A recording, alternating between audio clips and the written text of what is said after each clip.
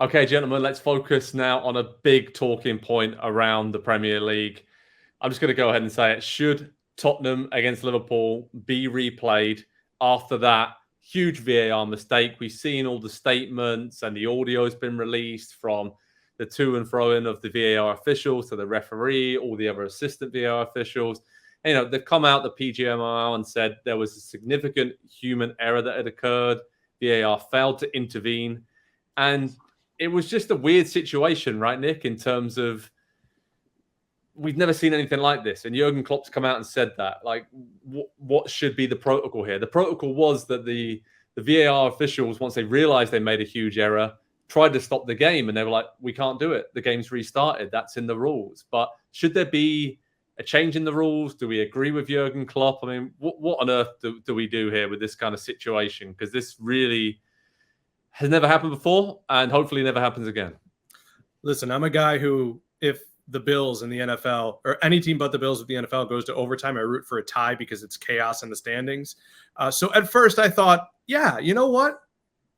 It would be interesting, the spectacle of a replay, Jurgen Klopp signing up to be up 1-0 and down a man, and watching that and watching how teams approached it. But the more that I got into it, I thought, well, let's flip it around. If it was 11v11 and it happened at such and such a point in a game and there wasn't an advantage, you could make an even more argument. But I just don't think you can set that standard. And I know that's unfortunate. And I know that sucks for Liverpool. Although, let's be honest, Jurgen Klopp's going to ride that train for 6 months. Oh, well, if we had 2 more points, or 3 more points, excuse me. But I just don't think you can do it. And I know Liverpool fans don't want to hear that, but it's different than, say, the Trent Alexander-Arnold handball before Fabinho scores against Man City, which decided a title. It's different from the Moussa Sissoko handball in the Champions League, but it's not that different that we should change the trajectory of sport for the rest of our lives.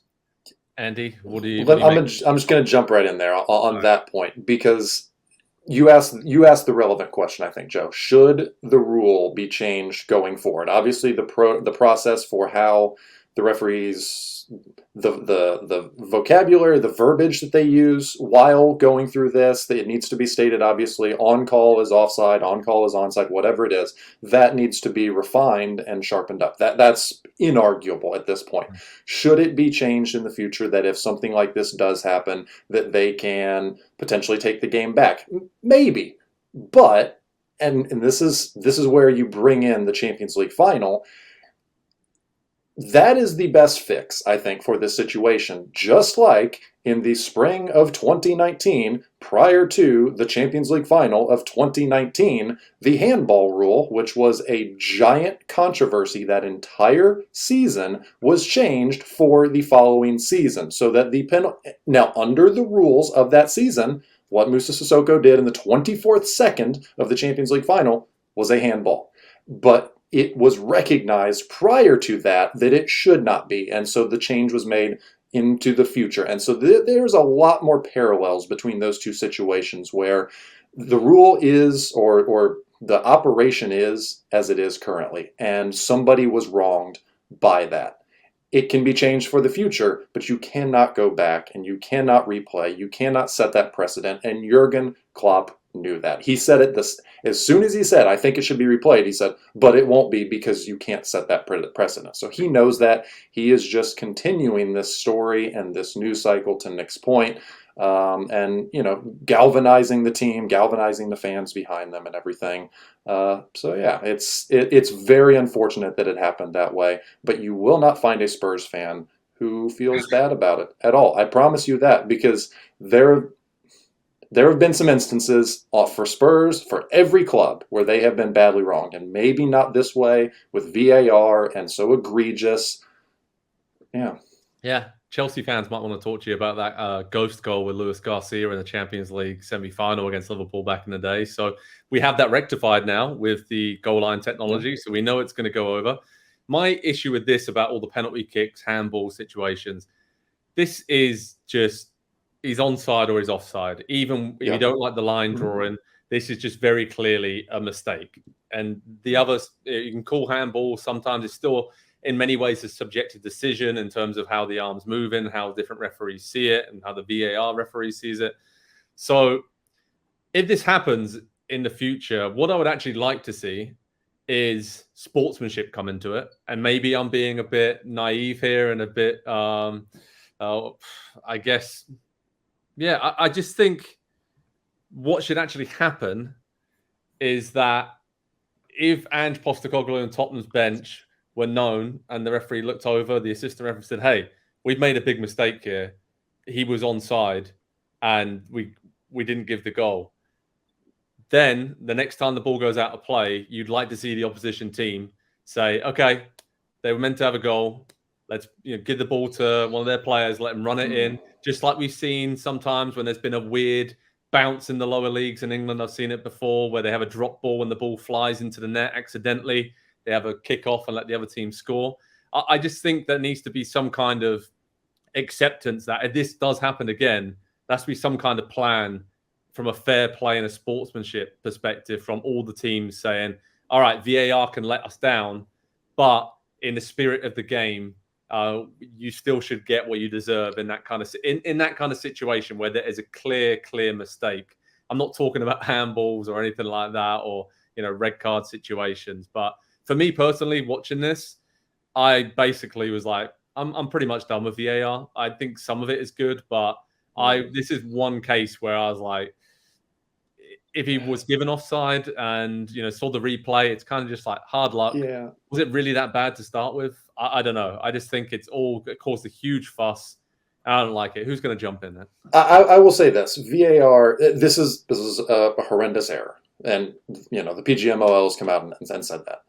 But it is worth remembering how many things that VAR has been able to fix in its existence as well. How many calls that would have changed games in ways that we would have been talking about just as long as we've been talking about this. And this is a failure of the process, and that is unacceptable. That cannot happen.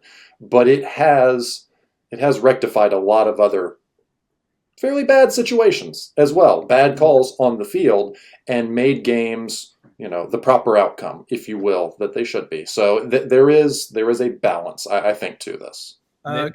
Goal line technology, with one or two exceptions, has dramatically improved the game. And VAR is still early enough in its process that we can, when something bad happens, and it's very 2023, to say we should have known this, we should have known this. If this were to ever happen again, I mean, we talked about how the fixes are, go ahead.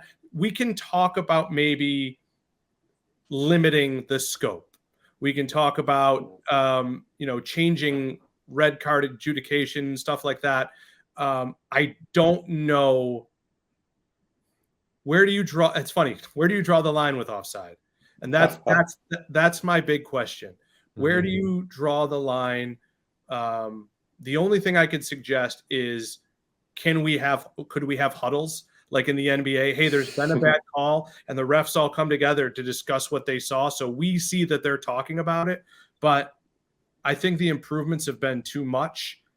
Go ahead and try and improve it for sure, but I don't think you can completely take it away.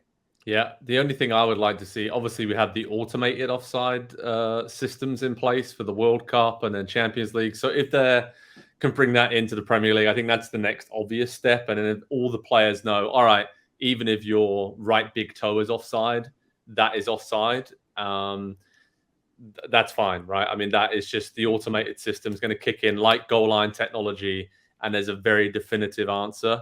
But I still don't know the advantage that you gain from, you speak to any players, if their right kneecap is offside as they are running through on goal, the defending player and the attacking player will say he has no advantage in that situation. It doesn't make a difference where that body part is. But anyway, we could talk about this all day long. We probably will after the show is finished, and then tomorrow and the next day.